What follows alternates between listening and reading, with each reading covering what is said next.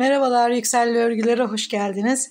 Gördüğünüz gibi gayet basit, örmesi çok zevkli ve çok şık duran bir bluz çalışması. Farklı farklı renklerini örüp bu yaz kullanabilirsiniz.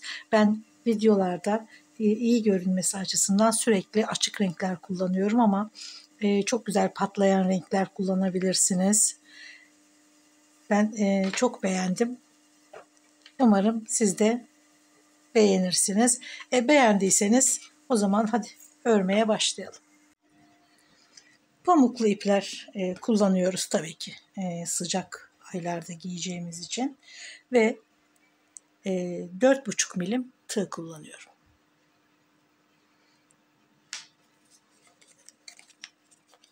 Kolayca ulaşabileceğiniz hemen hemen her hobi dükkanlarında, ip satan dükkanlarda, tuhafiyelerde kolayca bulabileceğiniz koton iplerden. 100 gram, 200 metre. Markası fark etmiyor. Aynı tarz ipliklerden pek çok firmanın var zaten. Şimdi şuradaki görselden de yardım alalım. Anlatmak daha kolay olacak bu şekilde. Şimdi şu kafes örgü göbek deliği hizasından göğüs altına kadar 16 santim. Bu sizin ölçülerinize göre tabii değişecek muhtemelen. Daha küçük yaştaki kız çocuklarına yaparken daha kısa öreceksiniz. Daha geniş bedenler için daha uzun örebilirsiniz. Alacağınız ölçü göğüs altından göbek deliğine kadar. Benim ördüğüm en azından. Siz daha uzun da isteyebilirsiniz. Ölçüyü güzel alıyoruz. Tam alıyoruz ve bu ölçü üzerinden örerek devam edeceğiz. Mesela burada ben 10 sıra kafes ördüm. Belki siz 12 sırada aynı kendi ölçünüzü yakalayabileceksiniz. Bunlar hiç önemli değil. Kaç sıra olduğu, kaç zincirle başladığı önemli değil. Önemli olan kendi ölçünüzü alıp o ölçü üzerinden örgüye devam etmek. Şimdi ben göbek deliği hizasından örmeye başladım. Yani şu kısım tam göbek deliği hizasına denk geliyor. Göğüs altına kadar 16 santim. Sonra göğüs altından itibaren göğüs bölgesi için daha sık çalışma yaptım. Trabzanlarla devam ettim ama hiçbir artış yapmadım. Aynen başladığım zincir sayısı, ilmek sayısı aynı devam ettim. Yani arada 2 tane zincir çekiyorum kafeslere. Trabzana geçtiğim zaman 2 zincir boşluklara 2 tane trabzan örüyorum. Bu şekilde ilmek sayısı değişmiyor. Tekrar buradan kafes örgüye geçeceğim ve gene aynı bu ölçüyle şurada 2 sıra kadar daha kafes örgüsü yapacağım. Koltuk altı kısmı. Sonrasında eksilterek askıyı oluşturacağız. Yani hiçbir arttırma yapmadan şu ölçüyü yakaladım. Göğüs altında 80 santim benim öreceğim ölçü. 80 santim göğüs altı. Göğüs bölgesi 84 santim. Burada hiç artış yapmadan yani bu kafes örgü toplar ördükçe biliyorsunuz. Trabzana geçince, trabzan sırasına geçince örgü açtı kendine. Buradaki kazandığım şu mesafe 84 santime ulaştı. Yani burada toplayan örgü burada açtığı için hiç arttırma yapmadan istediğim ölçüye ulaştım. Göğüs altı 80, göğüs çevresi 84. Siz de kendi ölçünüze göre öreceksiniz. Kolay bir model. Dediğim gibi hiç arttırma yapmadan aynı ilmek ölçüleriyle devam ediyoruz. Burada topladığını söylemiştim. Kafes örgü biraz yumuşak, dokusu hafif olduğu için toplar örerken. Buradaki zincir sayısı kadar. Şimdi zincir çekeceğim. O zincirin uzunluğunu ve örüldükten sonraki uzunluğunu burada karşılıklı göreceğiz. Siz de buna göre zincir çekip başlarsınız ölçünüze göre. Hemen şimdi burada 133 tane zincir çekerek başladım. 133 tane zincir çekeceğim. Tabii bu ölçü üzerinden örmeyeceğim. Sadece başlangıçtaki zincirin uzunluğu ve örüldükten sonrakini zaten görüyorsunuz. Bu farkı size gösterebilmek için. Şimdi diğer yumakla devam ediyorum. Bir zincir çekerek. Şöyle bir ilmek sıkılaştırıyorum. Çok gevşek. Hiç sıkmadan, eğer gevşek öremiyorsanız yarım milim daha kalın tığ kullanabilirsiniz. Yani bu 4,5-5 milim tığla ilk zincir sırasını örebilirsiniz. Hiç sıkmayın. Mümkün olduğu kadar gevşek bırakarak 133 tane zincir örüyorum.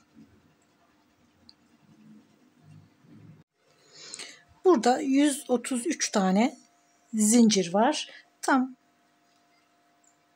başlangıç zinciri kadar. Şöyle ölçelim. Bu aradaki farkı göstereyim. Siz de başlarken bu kadar mesafe bırakırsınız. 44 santim. Tabii yarısı. Yani 88 santim tamamı oluyor. Burayı ölçüyoruz.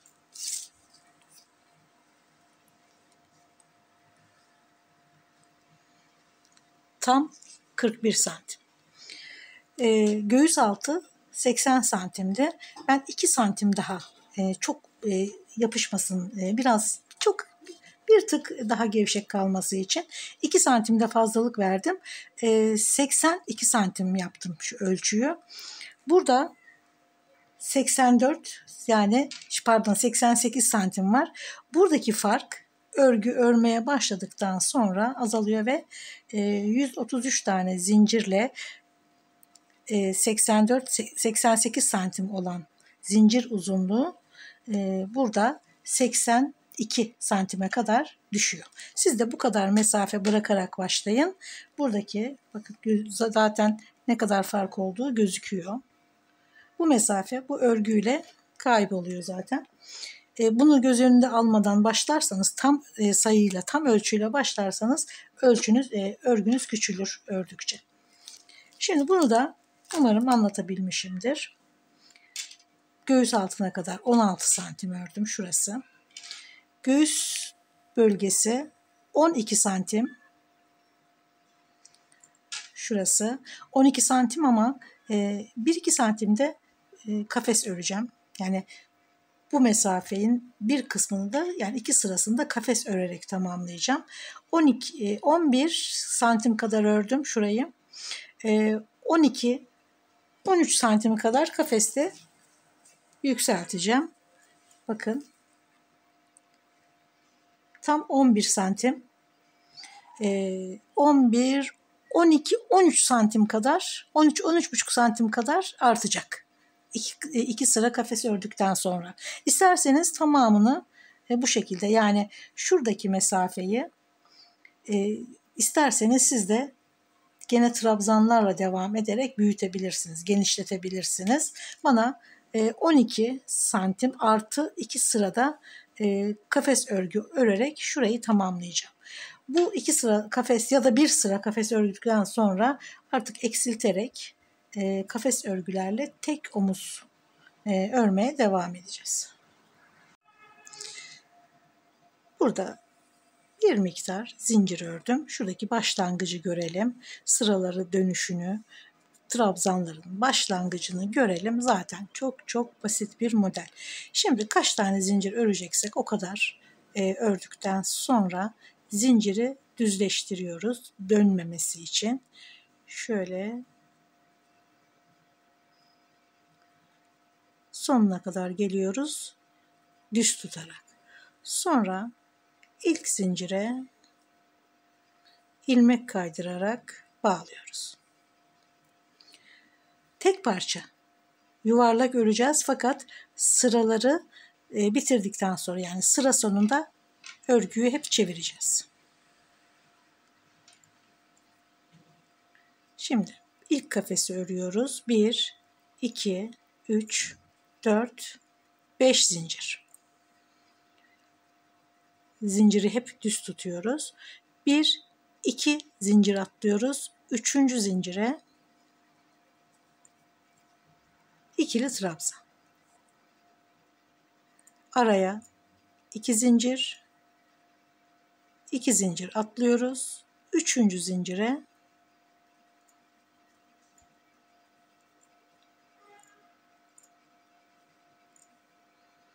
bir, iki atlıyoruz. 3. zincire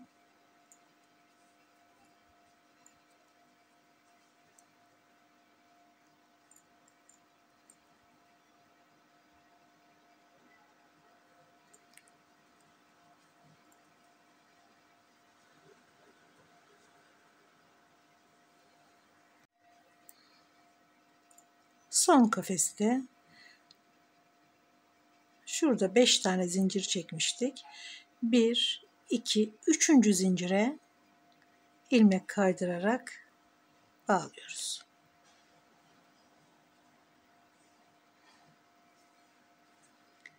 Sırayı bağladık. Çeviriyoruz. Yani tekrar 5 zincir çekip aynı şekilde devam etmiyoruz. Sırayı çeviriyoruz. Çevirdikten sonra 5 zincir çekiyoruz. Yani geldiğimiz yöne ters dönüyoruz. 1, 2, 3, 4, 5. Şimdi trabzanların üzerine batarak gene araya 2 zincir,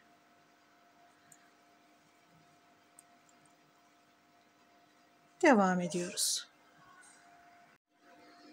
Gene sıra sonunda 2 zincir ve baştaki 5 zincirin 1, 2, 3. zincire ilmek kaydırarak bağlıyoruz. Ve sırayı çeviriyorum. 5 zincir, gene trabzanlara bir trabzan, araya 2 zincir. Bu şekilde istediğiniz yüksekliğe gelene kadar örüyorsunuz. Tekrar söylüyorum. Burada sıra sayısı, zincir sayısı, ilmek sayısı önemli değil. Önemli olan sizin hangi ölçüyü aldığınız. Ne kadar uzunlukta istiyorsunuz? Göğüs altına kadar ölçün. Göbek deliği hizası değil de daha aşağıda isteyebilirsiniz, daha kısa isteyebilirsiniz. Önce onu belirleyin. O belirlediğiniz ölçü üzerinden devam edin.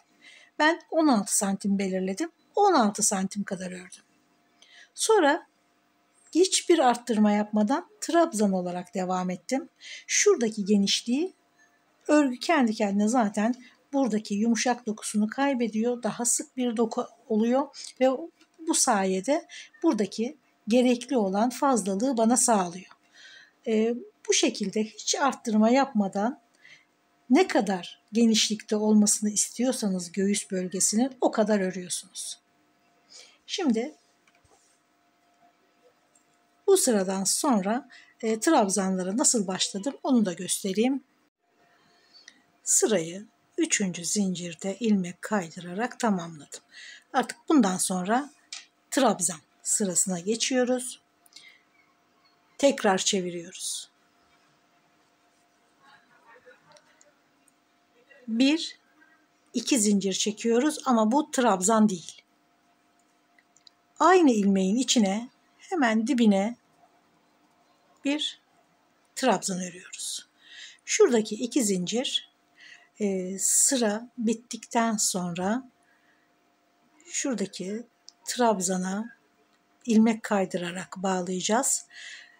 Ek yerleri her zaman biraz aralık kalabilir. Şurada trabzan kadar yoğunlukta olmuyor zincir trabzanlar. O yüzden hep bir gözükür ekleme sırası, ekleme yeri.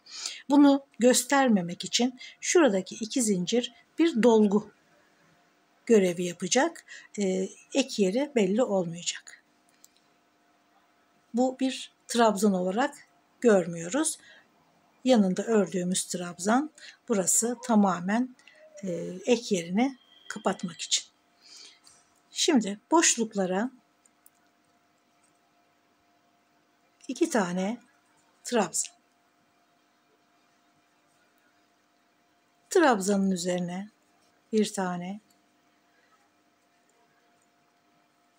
kafeslerin içine 2 tane.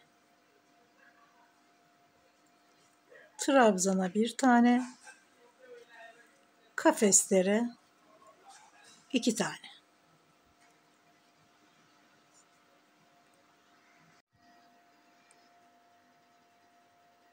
İlk trabzanın üzerine ilmek kaydırarak bağladık. Bakın şurada şu 2 zincir olmasa bir boşluk oluşuyor. Bu boşluğu kapatıyor. Daha muntazam gözüküyor ek yerleri. Şimdi tekrar çeviriyoruz örgüyü. Bu çevirmeleri unutmayalım. Burada trabzanı ördüğümüz sıra bizim düz sıramız. Yani giysinin dışı. Çeviriyoruz. Bir zincir çekiyorum ve hemen dibine batıyorum. Şimdi sık iğne örüyoruz. Bu giysinin ters tarafı, yani içeride kalacak tarafı.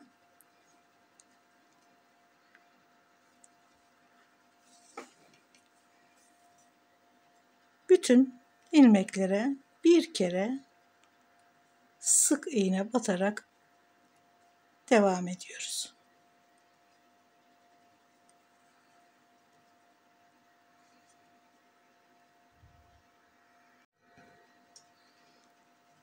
Sıra sonunda başta ördüğümüz ilk sık iğneye ilmek kaydırarak bağladık.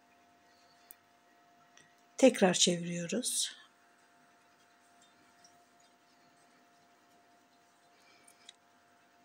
İki zincir. Bu trabzan değil. Hemen dibine şimdi trabzanı örüyoruz.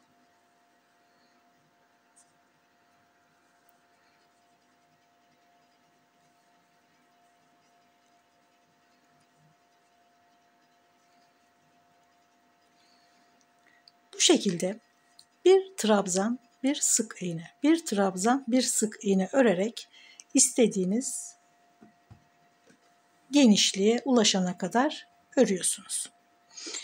Şimdi buraya ben tekrar kafes öreceğim.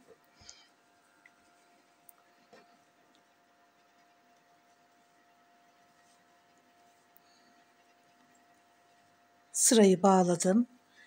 Çeviriyorum. Şimdi 2, 3, 4, 5. 2 tane atlıyorum. Üçüncüye trabzan. 2 zincir. 2 tane atlıyorum. Üçüncüye trabzan. 2 sıra kafes örgüden sonra artık bu tarafı örmüyoruz. Burası böyle kalıyor.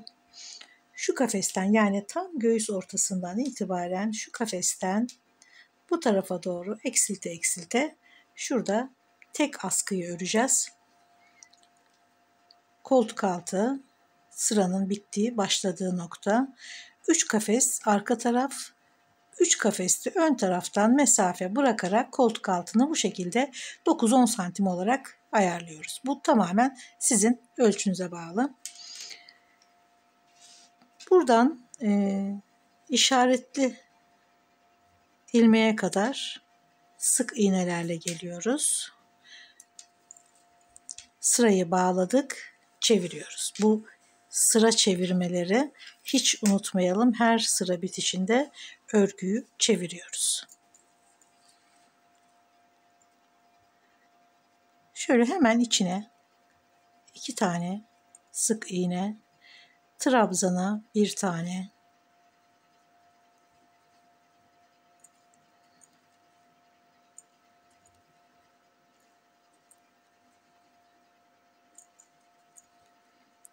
üçüncü kafesi de sık iğnelerle tamamlıyoruz.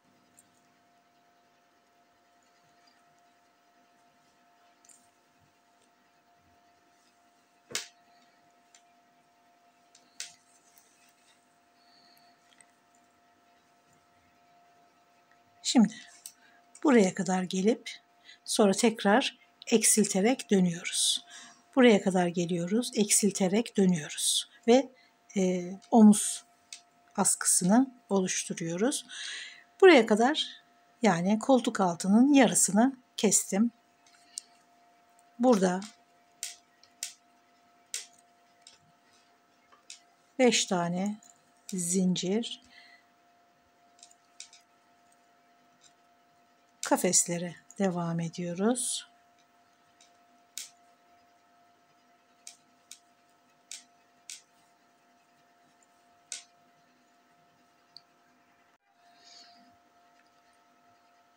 Beş zincir başladık sıraya. Şimdi göğüs ortasına geldik. Eksiltmeleri sadece göğüs ortasından yapacağız. Kol altı kısmındaki şu kafes bitene kadar aynen devam edecek. Eksiltmeler sadece bu tarafta. Şimdi hemen ilk kafesi eksiltelim. Araya 2 zincir çekmiyoruz.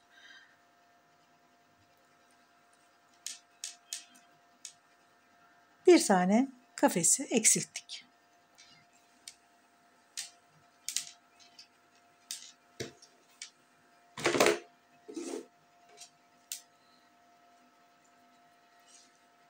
Şimdi 3 tane zincir çekiyoruz.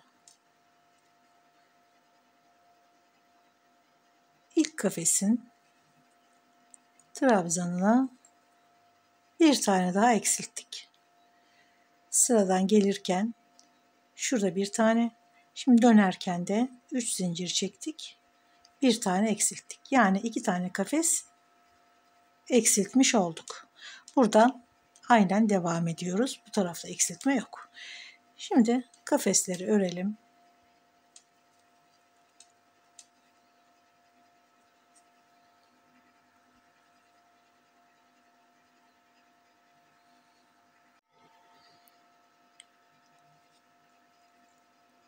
İki zincir. Üçüncü zincire bir trabzan.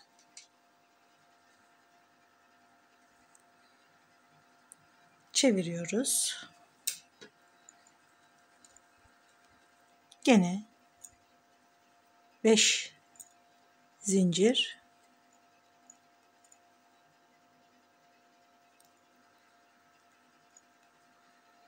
Şu koltuk altındaki örgü eksilmeden aynen devam ediyor. Gene göğüs ortasındayız. Gene zincir çekmiyoruz. Son trabzana bir trabzan, bir tane daha eksilttik. Çeviriyoruz. Gene eksilterek başlıyoruz. 3 zincir.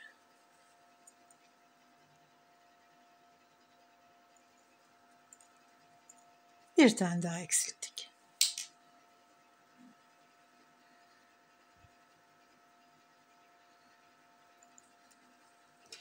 Devam ediyoruz.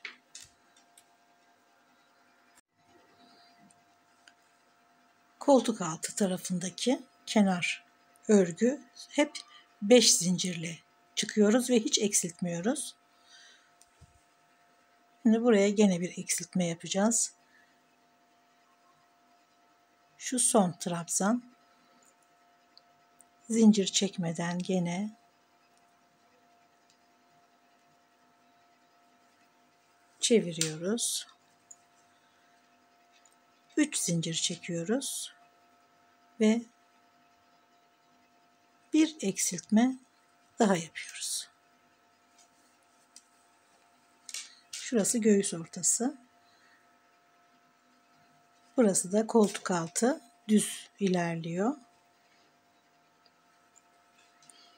Şu kısım tamamen sizin ölçünüze göre. Ben de kendi bu örgünün ölçüsüne göre devam edeceğim.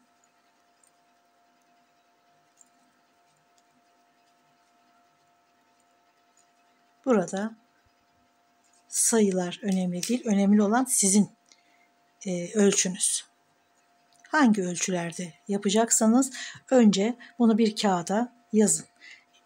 Yani koltuk altından sonra kaç santim öreceğim, göbeğe kadar mı yoksa kalçaya kadar mı? Bunları tek tek ölçüp önce bir kağıt hazırlayacaksınız.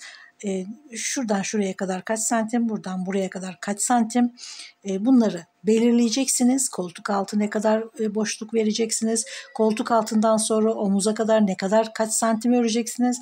Bunları bir kağıda hazırladıktan sonra işin yarısı bitmiş oluyor zaten. Sonra o yazdığınız ölçülere göre devam ediyorsunuz.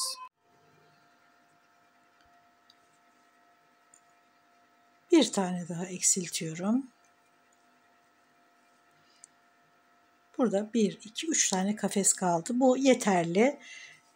Bu mesafeyi artık eksiltmeyeceğim. 3 kafes kalacak. 1, 2, 3, 4, 5 zincir çekiyorum. Bu sırada eksiltmiyorum. Ve bu son sıra zaten. Son sırada 5 zincir çekerek döndüm. 3 tane kafes en son bırakarak sırayı tamamlıyorum.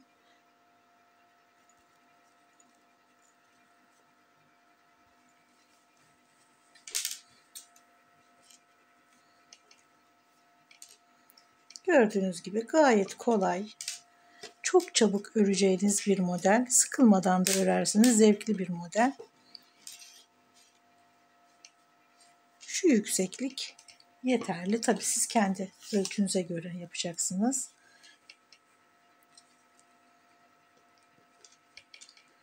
Şöyle 16,5 santim.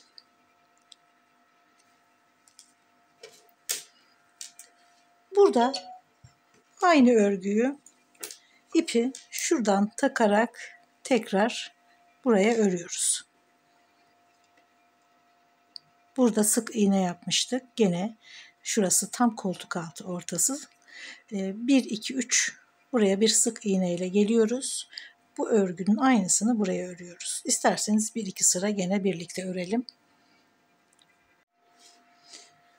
Evet, ipi kestim.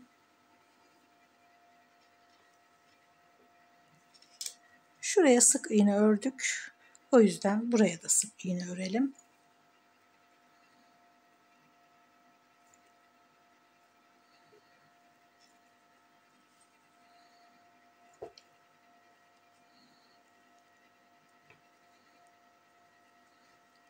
İki tane boşluğa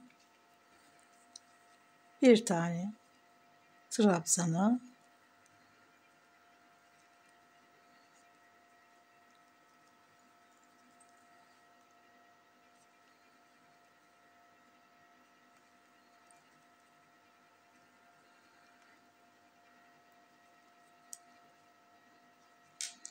şuradaki ipi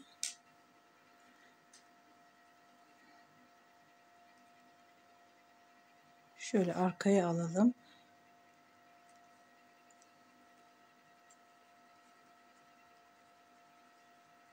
Tekrar bu tarafa alıp sağlamlaştırıp gizleyelim.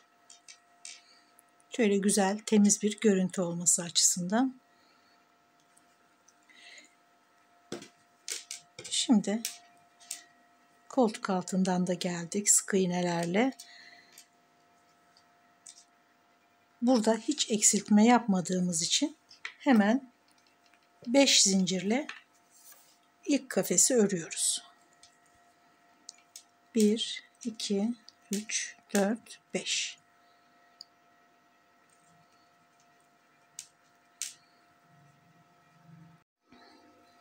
İşaretli noktaya geldik. Yani göğüs ortası.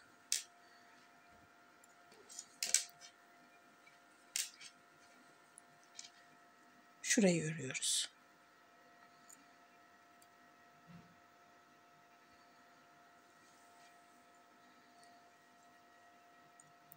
Artık 2 zinciri çekmiyoruz.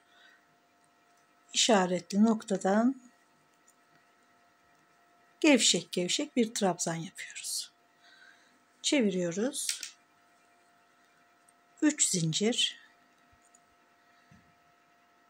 bir sonraki trabzana yine bir gevşek bir trabzan eksilttik. Şimdi devam ediyorum. Koltuk altı kısmındaki örgüden askı yukarı çıkarken hiç eksilmiyor. Aynen burada ördüğümüz gibi. Bakın. Burada hiç eksilme yok. Sadece göğüs ortasından omuza kadar eksiltme yapıyoruz. En son ben sırada eksiltme yapmadım. Bir sıra altta 3 kafes kalmıştı. Son sırada eksiltme yapmadım ve tamamladım. Bu kadar kolay. Hatta birkaç rengini yapın. Çok güzel kombinleniyor çünkü. Güzel giydikten sonra bir beyaz pantolon, beyaz etek ya da kot üzerine harika kombinler yapabilirsiniz. Özellikle mesela turuncu, mürdüm bunları tercih edebilirsiniz. Çok güzel patlayan renklerdir. Ben mecburen videoda daha iyi görünmesi için böyle açık renkler kullanıyorum. Siz daha canlı, daha koyu renklerle de harika örgüler yapabilirsiniz. Şimdi ben devam ediyorum ve bitiriyorum.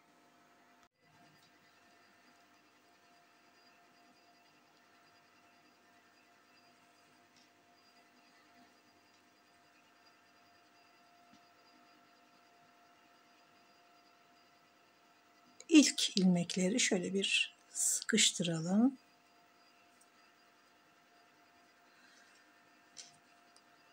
Sonrasında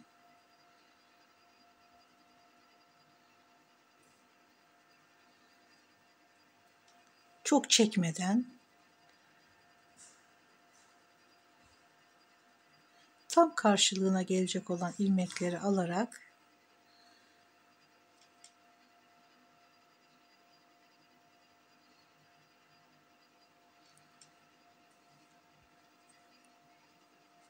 çok sıkmayın, çok gevşek de bırakmayın.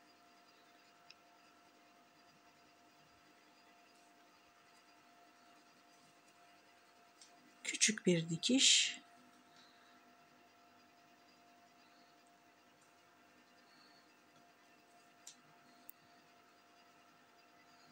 Zaten 3 kafesi dikiyoruz.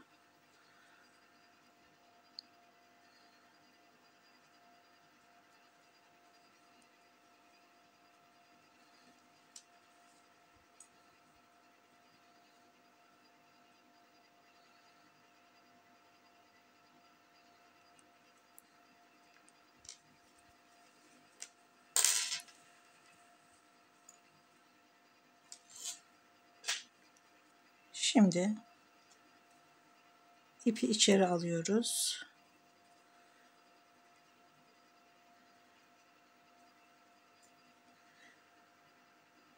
Önce bir sıkılaştıralım şöyle ve içinden geçirerek gizleyelim.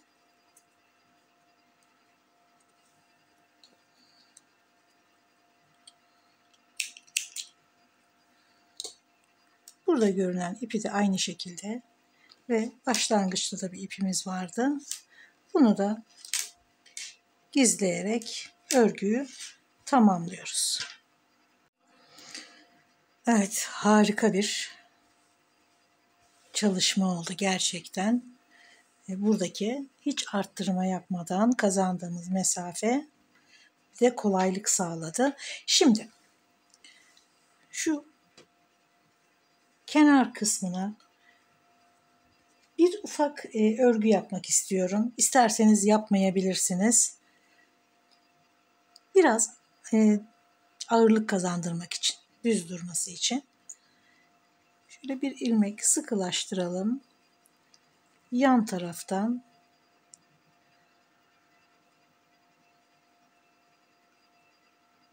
şöyle ilmek kaydırarak bağlayalım. Sonra aynı yere bir sık iğne. 2 zincir. Her trabzanın dibine bir sık iğne, araya 2 zincir.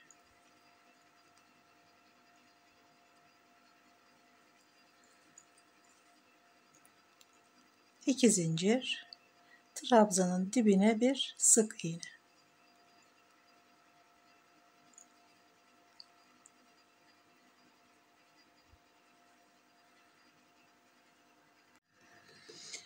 Evet, çok güzel oldu. Şu kısmın kıvrılmaması için gayet güzel oldu. Evet, bu şekilde örgüyü tamamlıyoruz. Gördüğünüz gibi kolay, çabuk örülen ve zevkli bir örgü. Umarım beğenmişsinizdir. Umarım gene emeğinize değecek ürünlerden biri olmuştur. Videolarımı beğeniyorsanız, bundan sonrakileri de izlemek isterseniz beğenmeyi ve abone olmayı lütfen unutmayın. Görüşmek üzere, sağlıkla kalın.